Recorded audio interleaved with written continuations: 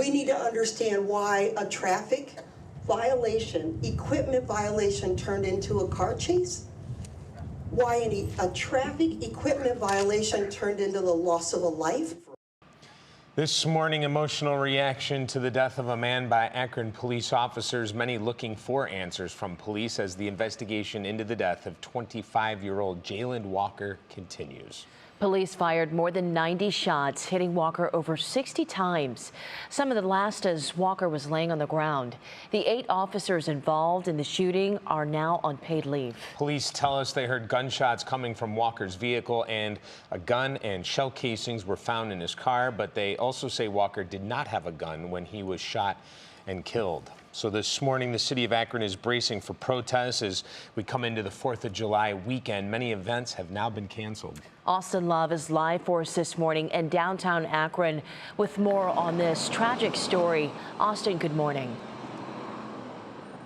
Yeah, hey, good morning to you both. Live here in Akron, where they're taking no chances right now of already preparing for potential unrest. You can take a look right over here to the right that they do have this road closed sign over here. And then taking a little bit farther, you can see that they have set up snowplows barricading the areas around the Akron Police Department in this area. It's at the corner of Bowery and High Street, making sure that they have these streets blocked off at this time. But this is in the wake of that shooting death, which we've been talking about, of Jayland Walker, and it comes on a holiday weekend, a very big holiday weekend here in the city of Akron, where it concerns that the shooting might spark a larger unrest led to the cancellation of the city's Rib, White, and Blue Festival, a 4th of July celebration that was set to begin later on today. That has now been canceled as small protesters took place here yesterday. The mayor of Akron put out this statement about the cancellation, saying Independence Day is meant to be a celebration and a time of gathering with friends and family.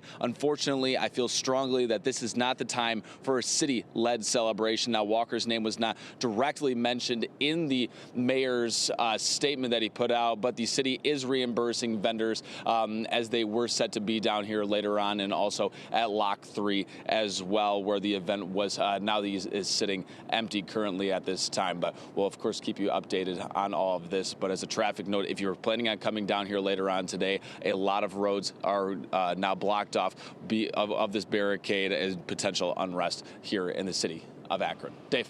Okay, Austin, thank you. We'll see you later with more this morning. And as Akron police release few answers, a family is grieving over the shooting of Jayland Walker. His mother and sister spoke exclusively to 3 News about the loss of a son and a brother.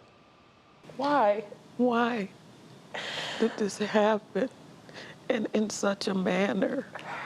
Such a terrible, terrible way. I'm sick as a mother that it came to that. Hear more from Walker's family. That is coming up at 5:30. But Dave, right now, we are learning more about Jayland Walker. He was his mother's only son, and she says if police got a chance to talk to him for 5 minutes, things never would have ended that way. Walker was a Bookto High grad who lost his high school sweetheart in a car crash just a month ago. He aspired to someday run his own company and was a delivery driver who loved to travel. His family tells us a speeding ticket was his only previous encounter with police.